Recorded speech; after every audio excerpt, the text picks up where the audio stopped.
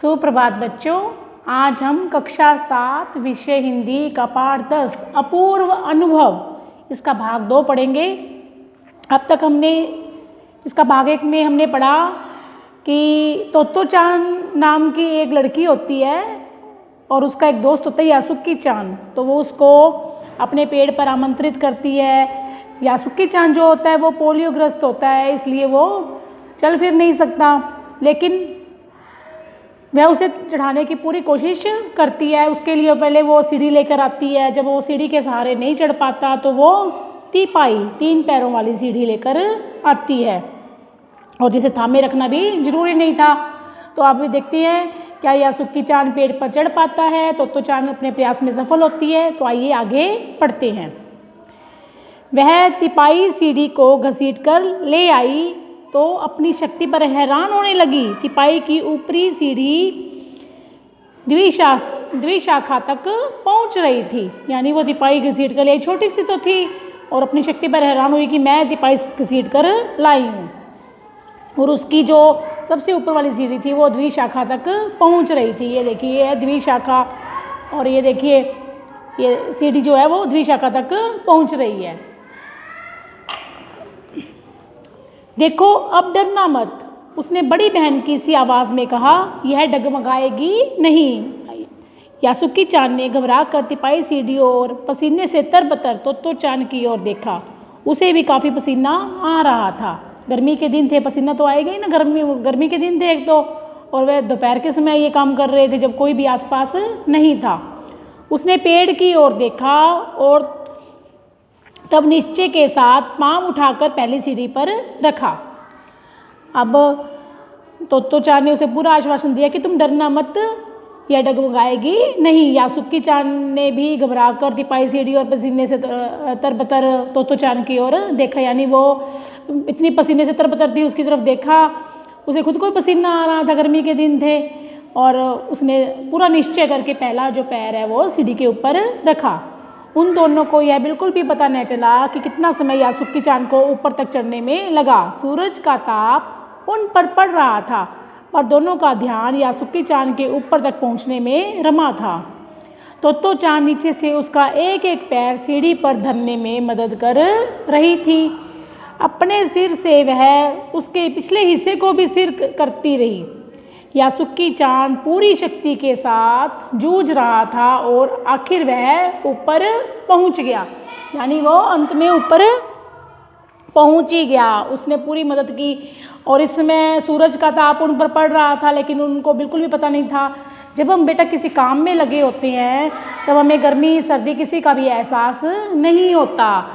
जब हम फ्री बैठे होते हैं, खाली बैठे होते हैं, तभी हमें ठंड लगती है और तभी हमें ज़्यादा गर्मी लगती है, क्योंकि मज़दूर इतनी गर्मी में काम करते हैं लेकिन फिर भी उन्हें इसका एहसास नहीं होता और वो अपने काम में निरंतर लगे रहते हैं। तो वो भी दोनों काम में लगे हुए थे अपने, तो उन्हें कुछ भी पता नहीं लग रहा था। हुर्रे! पर उसे अचानक सारी मेहनत बेकार लगने लगी। तो चान तो सीढ़ी पर से छलांग लगाकर द्विशाखा पर पहुंच गई, पर यासुकी चान को सीढ़ी से पेड़ पर लाने की हर कोशिश बेकार रही। अब वो पहले तो वो चिल्लाई कि हम ऊपर तक ये पहुंच गया है, लेकिन बाद में उसे ऐसे लगा कि मेरी सारी मेहनत बेकार गई। यानी वो सीढ़ी के ऊपरी तिपाई तक तो पहुंच गया, लेकिन वहाँ से वो पेड़ पर उछल कर बैठने में नाकामयाब था। तो अब उसे ऐसे लगा कि उसकी सारी कोशिश जो है वो बेकार रही। यासुकी चान सीढ़ी थामे तो चान की ओर ताकने लगा। तो चान की रुलाई छूटने को हुई। उसने चाहा था कि वह यासुकी चान को अपने पेड़ पर आमंत्रित कर तमाम नई नई चीज़ें दिखाए, पर वह रोई नहीं। उसे डर था कि उसके रोने पर यासुकी चान भी रो पड़ेगा। उसने यासुकी चान का पोलियो से पिचकी और अकड़ी उंगलियों वाला हाथ अपने हाथ में थाम लिया। उसके खुद के हाथ से वह बड़ा था, उंगलियां भी लंबी थी। देर तक तो चान उसका हाथ थामे रही, तब बोली, तुम लेट जाओ, मैं तुम्हें पेड़ पर खींचने की कोशिश करती हूँ। क्या कहा उसने? तुम तिपाई पर लेट जाओ, मैं तुम्हें पेड़ पर खींचूंगी। उस समय द्विशाखा पर खड़ी तो चान द्वारा यासुकी चान को पेड़ की ओर खींचते अगर कोई बड़ा देखता तो वह जरूर डर के मारे चीख उठता। आप देखो छोटे छोटे बच्चे हैं, इतना ऊंचा पेड़ है और वो उस पर खड़े होकर उसको पेड़ पर खींच रही है। दोनों बच्चे गिर सकते थे ना, तो अगर कोई बड़ा देखता तो सच में उनको देखकर चीख उठता। उसे वे सच में जोखिम उठाते ही दिखाई देते। पर यासुकी चान को तोत्तो चान पर पूरा भरोसा था और वह खुद भी यासुकी चान के लिए एक भारी खतरा उठा रही थी। अपने नन्हे नन्हे हाथों से वह पूरी ताकत से यासुकी चान को खींचने लगी। बादल का एक बड़ा टुकड़ा बीच बीच में छाया करके उन्हें कड़कती धूप से बचा रहा था। यानी कि जो प्रकृति है वो भी इस कार्य में उनकी मदद कर रही थी। वो भी चाहती थी कि तोत्तो चान जो है वो यासुकी चान को पेड़ पर चढ़ाने में सफल रहे, इसीलिए बादल भी उनका साथ रहे थे ना। कड़कती धूप में जो चेहरे पर उनके सूरज की किरणें पड़ रही थी, तो बादल बीच बीच में उनको छाया करके उनकी मदद कर रहा था।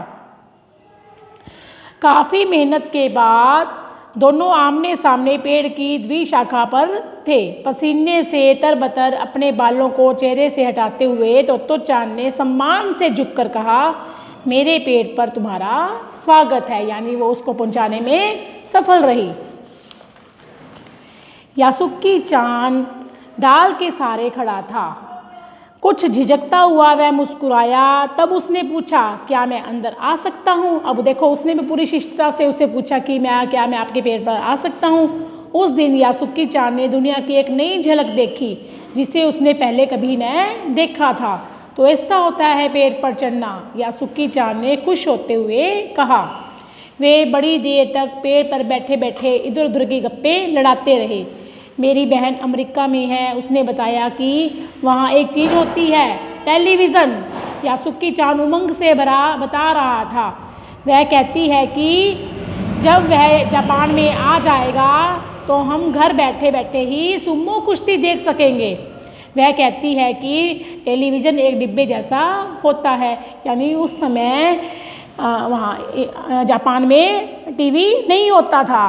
तो उसकी यासुकी चान है, उसकी बहन अमेरिका में रहती थी। उसने बताया कि एक टेलीविज़न होता है, जब वो घर में जापान में भी आ जाएगा तो क्या कहता है कि हम भी, उसकी बहन कहती है कि हम भी क्या करेंगे, घर में बैठे बैठे सुमो कुश्ती देखेंगे।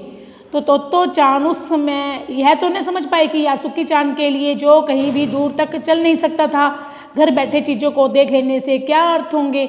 यानी उसे इसका कुछ नहीं समझ में आया। वह तो यही सोचती रही। अब उसने क्या सोचा, देखो सभी बच्चों की अपनी अपनी सोच होती है। यासुकी चान तो ये सोच रहा था कि जब वो टीवी घर पे आ जाएगा तो मैं उसमें नई नई चीज़ें देखूंगा, ये करूंगा वो करूंगा, है ना। लेकिन वो क्या सोच रही थी, वो यह सोच रही थी कि सुमो पहलवान घर में रखे किसी डिब्बे में कैसे समा जाएंगे। अब छोटी सी बच्ची है ना, उसकी सोच देखो कि सुमो पहलवान जो है वो घर में एक छोटा सा डिब्बा है, उसमें कैसे समा जाएंगे। उन दिनों टेलीविज़न के बारे में कोई नहीं जानता था। जिस चीज़ के बारे में हम नहीं जानते तो उसके बारे में हम तरह तरह के अनुमान लगाते हैं। तो वो भी ऐसे सोचने लगी। पहले पहल यासुकी चान ने ही तो तोत्तो चान को उसके बारे में बताया था। यानी उसने टेलीविज़न के बारे में पहली बार सुना था। पेड़ मानो गीत गा रहे थे, दोनों बेहद खुश थे।